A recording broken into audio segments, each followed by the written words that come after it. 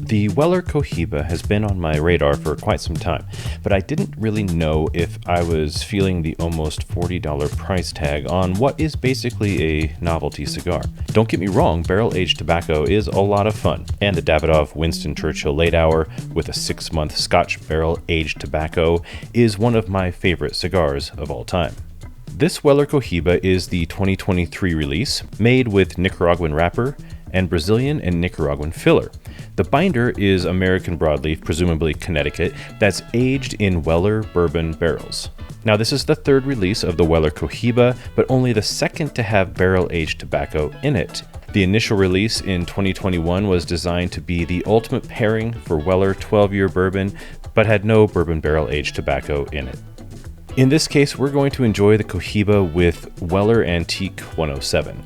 Bottled at 107 proof, it's a 6 to 8 year aged bourbon with a mash bill consisting of corn, barley, and wheat rather than rye.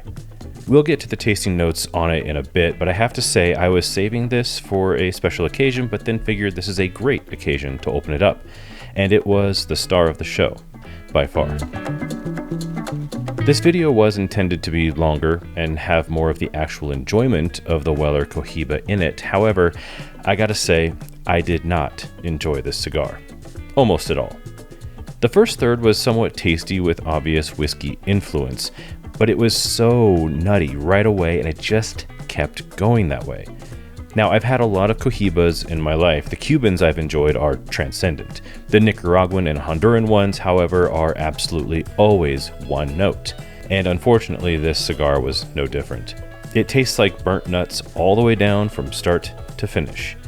I don't want burnt nuts. I want nicely toasted and sweet nuts. And this cigar was none of that.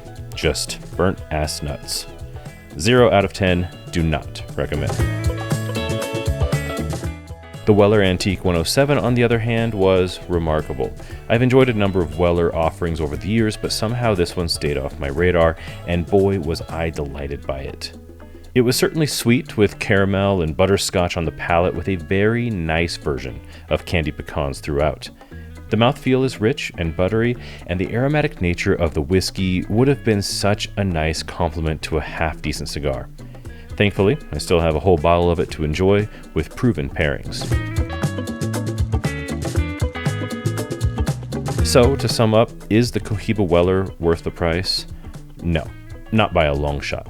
It's truly disappointing to see something with such a name, or two names, and packaging and story to be so underwhelming and downright bad. I'd like to try the previous vintages just to see if I'm missing something, but it's hard to stomach shelling out $40 for a Toro when I can get 3 cigars that I'm over the moon about for the same price. That said, I couldn't recommend the Antique 107 enough, but don't pay more than $150 for it, so if you see it between $100 and $135, go for it. It was certainly the redemptive aspect of this episode. So with that, thank you so much for visiting the Cigar Bar, and we will see you on the next one. Cheers.